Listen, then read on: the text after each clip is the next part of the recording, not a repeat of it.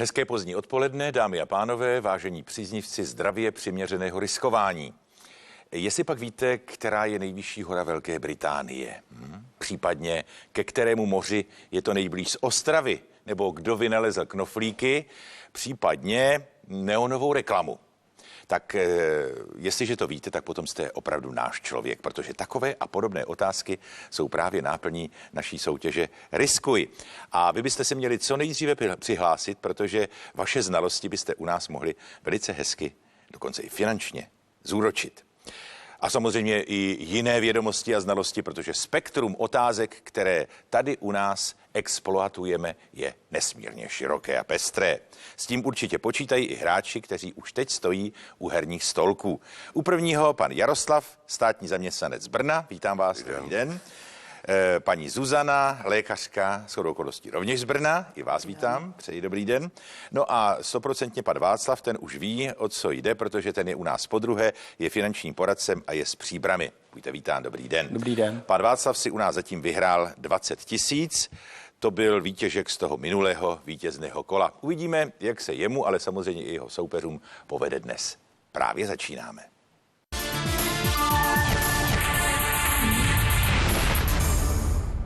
Takže otázky, které jsem tady v úvodu nastínil, pochopitelně byly jen tak na ukázku. Náplní prvního kola budou otázky úplně jiné. Posuďte sami. To jsou témata, která dnes budeme používat. Horní a dolní Lužice, chybí sloveso z Atlasu světa, slovník hudebníka, český film a slavní Benešové. Tak co se pod těmi tématy skrývá, začíná jako první odkrývat pan Jaroslav. Chybí sloveso za 3 000.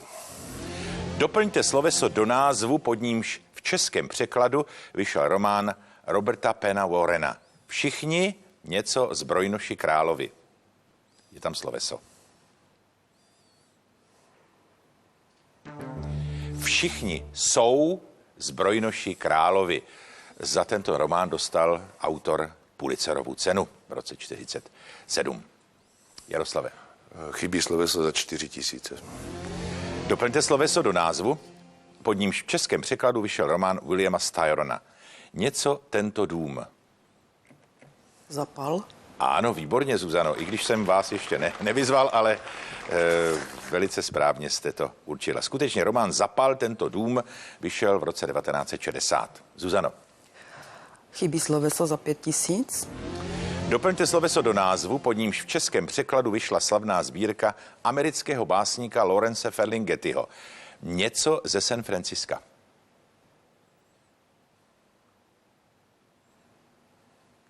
Sloveso v první osobě jednotného čísla. Startuji ze San Francisca. Starting from San Francisco. Originál. Zuzano? Z Atlasu světa za 5 000. Jak se nazývá podle představ o vývoji a pohybu kontinentů jednotný jižní superkontinent, který se v období Jury rozpadl na Jižní Ameriku, Afriku, Austrálii, Antarktidu a Indický subkontinent? Jak se mu říká? Gondwana také. Severním protějškem Gondwany byla Laurázie. Zuzano? Z Atlasu světa za 4 000. Který je název vnitřního moře Indického oceánu mezi pobřežím severovýchodní Afriky a arabským poloostrovem? Václav. Rudé moře. Je to Rudé moře, ano. Máte dobrou představivost, jste si hned představil mapu. Z Atlasu světa za 3 000. Uveďte název společného ústí řek Paraná a Uruguay do Atlantského oceánu. Václav? La Plata. Je to tak. Rio de la Plata. Z Atlasu světa za 2 000. Hlavní město Ukrajiny? Zuzana? Kyjev. Prosím? Kyjev. Ano. Z Atlasu světa za 1000. Uveďte názvy 4 hlavních ostrovů Japonska. Václave? Honshu, Kyushu, Hokkaido a Shikoku. Ano, přesně. Prémie z Atlasu světa. Uveďte název oceánu, moře či světadílu, kde se nachází Tonžský příkop. Tichý oceán, Pacifik. Ano, je to jižní část Tichého oceánu, východně od souostroví Tonga, proto Tonžský. Můžete si teď vybrat tedy poprvé formu odměny. Peníze. Peníze. A dál. Český film za 5000. Předlohou hořké filmové komedie Antonína Kachlíka z roku 1969 byla povídka Milana Kundery ze sbírky Směšné lásky. Název toho filmu? Zuzano? Já truchlivý Bůh. Výborně. Já, truchlivý Bůh. Úplně přesně. Zuzana? Chybí sloveso za 2000. Doplňte sloveso do názvu, pod nímž v českém překladu vyšel román Williama Eastlakea Něco jsme hrad. Dobývali jsme. Promiňte, Jaroslave?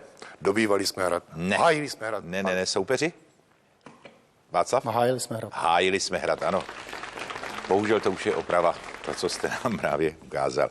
A Václav to Český využil. film za 4000. Dál, Václave? Český film za 3000.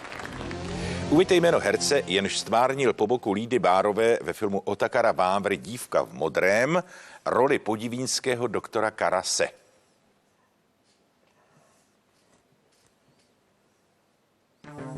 Tu roli hrál Oldřich Nový. Václav. Český film za 2000. V Hošticích se všechno točí kolem chystané svatby Blaženy Škopkové a Venci Konopníka, kterou se snaží překazit Miluna. Název tohoto Troškova filmu? Václav? Slunce, seno a pár facek. Ano, to je ono. Slunce, seno a pár facek. Český film za 1000. Jak si pojmenoval strojvedoucí Matis v podání Jaroslava Marvana svou lokomotivu ve filmové komedii z roku 1948 Železný dědek?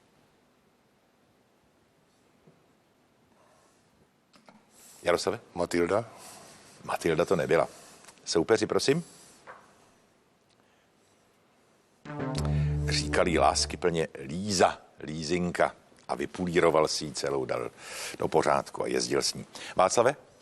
Český film Prémie. Vladimír Slavinský je režisérem filmu, v němž si podivínský starožitník Bořivoj Kohout v podání Jaroslava Marvana na vlastní kůži ověří přísloví, že když kocour není doma, myši mají pré. Název toho filmu?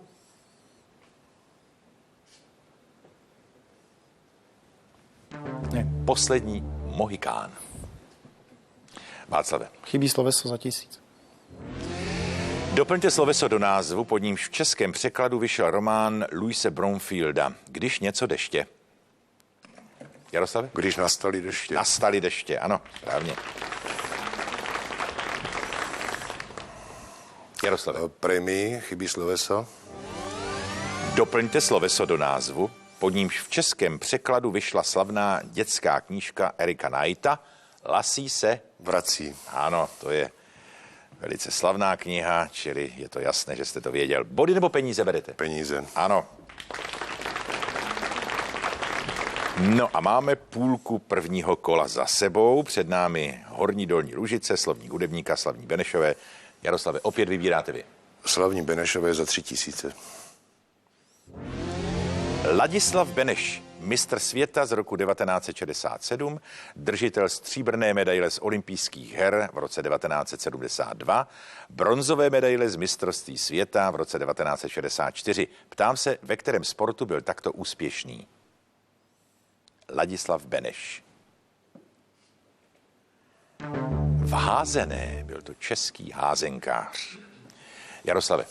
Slavní Benešové za 4000. Tak, tady se nemusíme vůbec zamýšlet. Dál, Jaroslave. Slavní Benešové za 5.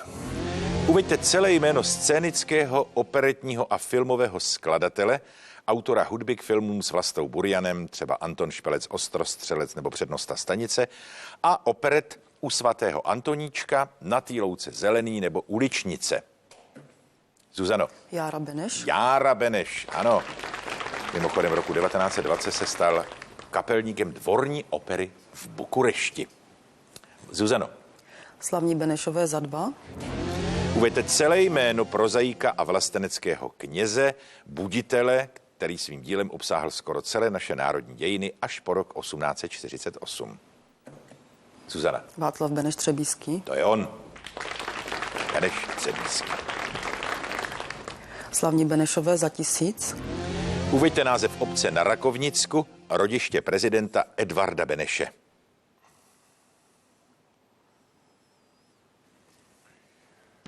Edvard Beneš se narodil v Kožlanech. Zuzano, Prémii. uveďte jméno skladatele úspěšné komické opery Blažena a Beneš. Nevím. Nevíte? Ne. Hector Berlioz to byl. Tak, Slovník hudebníka za 5 000. shodou okolností do hudby se vracíme. Který hudebník hraje na perkuse? Zuzano, Ten, který hraje na bicí. tak, na bicí nástroje, na bubny, bicista se také dá říct. Zuzano, Slovník hudebníka za 4. jak bude hrát hudebník, má-li v notách předepsané MF, čili mezzo forte? Zuzano, Středně silně. středně silně, ano. Slovník hudebníka za 3. Které hudební nástroje budou hrát smyčcový kvartet? Václave? Viola, violončelo a dvoje housle. První a druhé housle. Výborně, ano. Správně je to. Slovník hudebníka za 2 000. No, tak to je stíhačka veliká. Václavová. Slovník hudebníka za 1000. Kterému hudebnímu nástroji se lidově říká štěbenec? Zuzano? Klarinet. Ano, je to klarinet. Prosím prémii. Čím jsou charakteristické housle, když jsou bez povlaku? Nevím. Tak říkají muzikanti houslím bez strun. Povlak jsou struny tedy. Takže jedeme dál. Horní a Lužice dolní za 5. Lužice za 5. Které historické lužické město je dnes rozděleno řekou mezi Německo a Polsko? Zuzano? Zhořelec. Görlitz. Ano, Görlitz. Zgořelec polsky. Lužice za 4. Které historické město je metropolí Horní Lužice? Zuzana? Chotěbus. Ne, není to Chotěbus. Protihráči? Je to Budyšín, jak říkáme česky, německy Bautzen. Zuzano, Za 3. která řeka protékající územím Lužic vytvořila po druhé světové válce hranici mezi Polskem a Německem? Zuzano? Nisa. Prosím? Nisa. Ano, je to Lužická Nisa. Za 2. Na území kterých spolkových zemí v Německu se dnes obě Lužice rozkládají?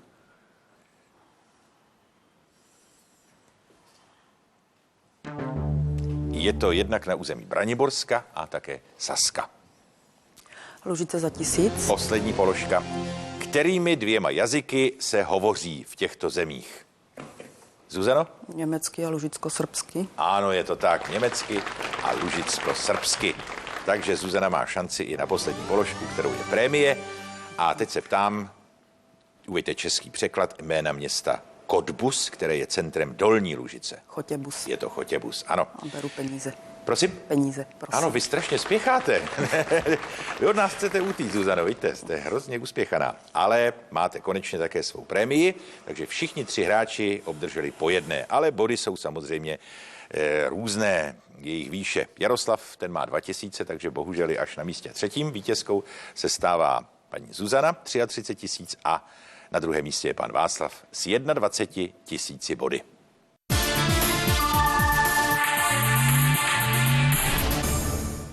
Oba hráči, kteří postoupili do druhého kola, to znamená paní Zuzana a pan Václav, předvedli velice přesvědčivé výkony v kole prvním.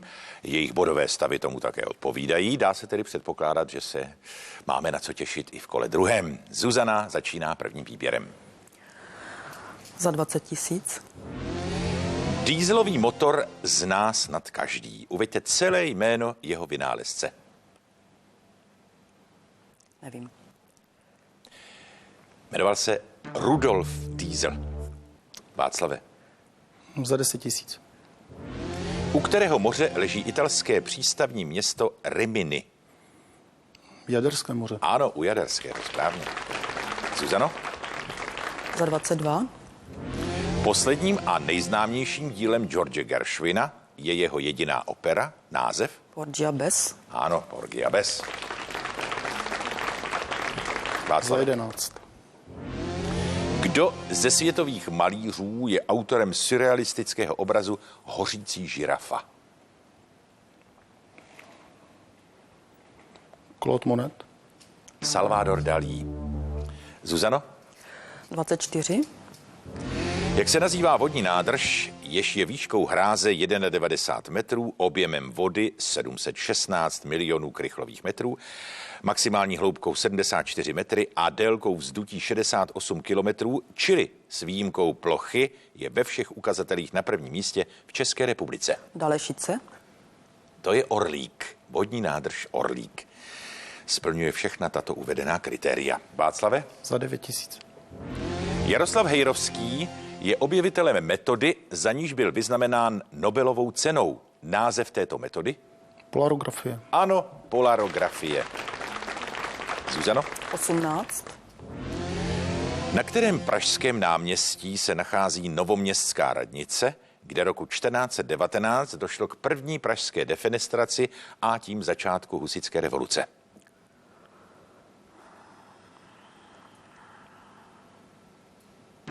Tehdy se jmenovalo Dobytčí trh, to náměstí, dnes Karlovo náměstí. Václave? Za 12.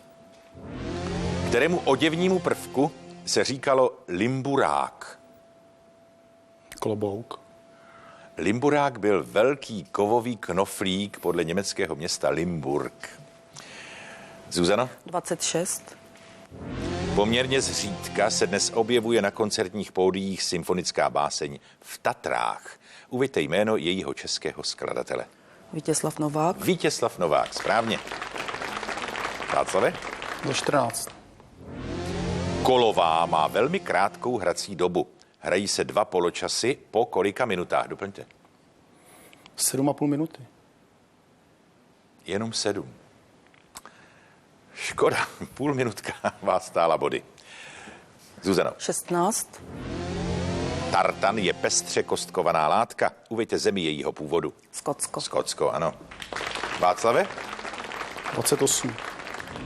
Která česká zpěvačka napsala knihu Rozhovory s útěkem? Marta Kubišová.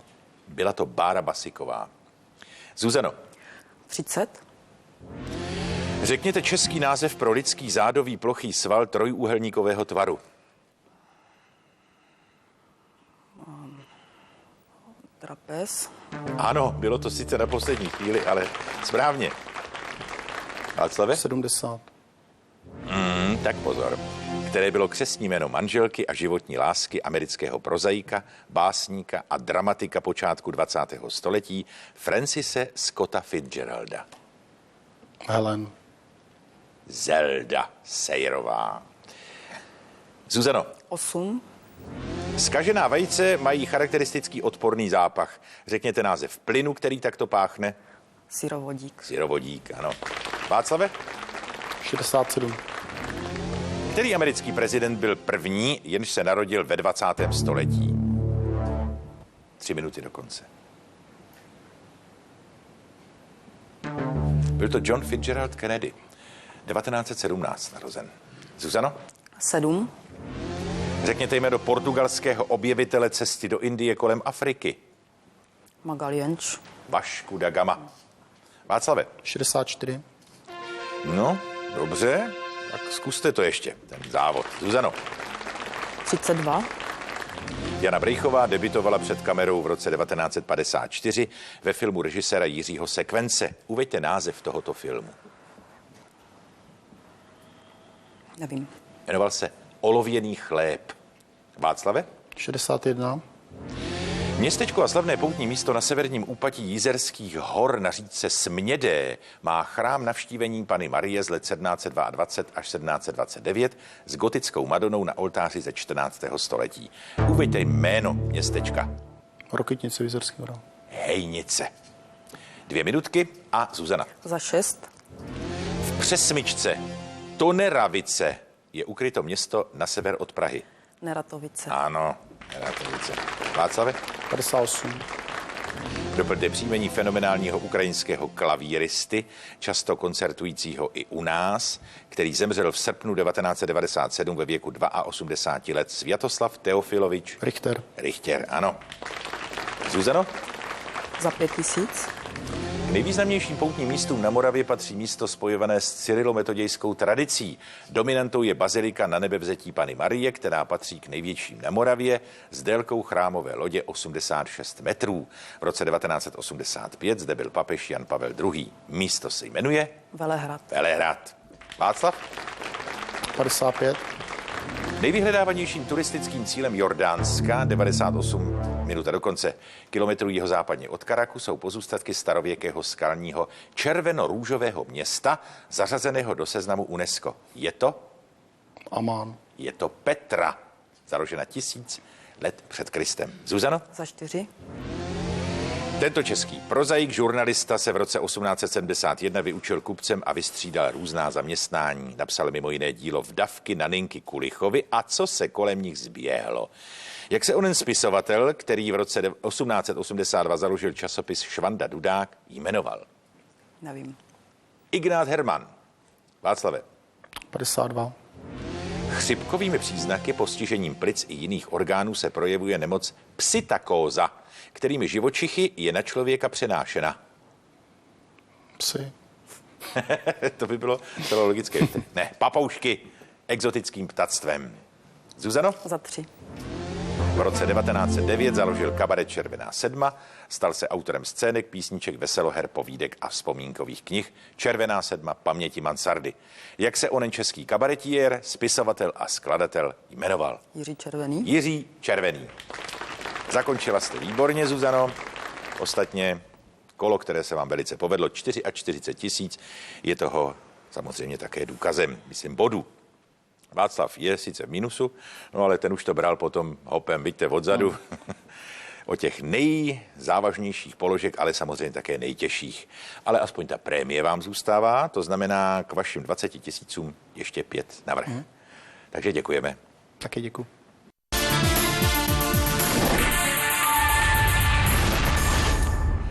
No, máme tedy vítězku. Vítězkou je brněnská lékařka, paní Zuzana, která splnila to, co naznačovala už v prvním kole. Ten razantní nástup dovedla až do konce, do pointy, která právě teď bude mít své vyvrcholení, tedy ve směnárně. Bude pracovat se 44 000 body.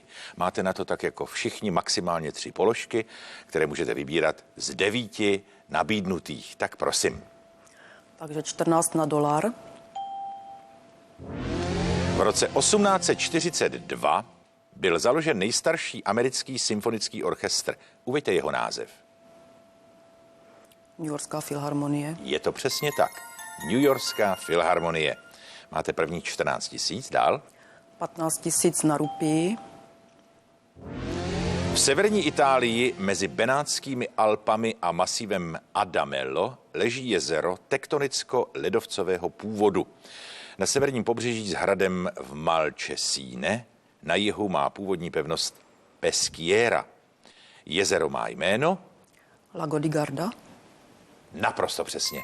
Lago di Garda je široké nebo má rozlohu 370 km čtverečních, maximální hloubka je veliká 346 metrů, ale pro vás je nejdůležitější, jestli se trefila do toho názvu. A poslední šance 15 000 kam? Na rubl. Rubl, takže to berete po diagonále pěkně, na který smyčcový hudební nástroj uměl a rád si zahrál i při svých hereckých výstupech herec Národního divadla v Praze Josef Kemr. Na violu. Ano, já jsem čekal, jestli se náhodou nespletete. Housle to nebyly, i když na ně určitě také uměl, ale rád hrál na violu. Tak 100% úspěšná jste byla a ani jste nepotřebovala cihličku, ale podíváme se, kde pak nám trůnila dneska. Byla schována pod librou.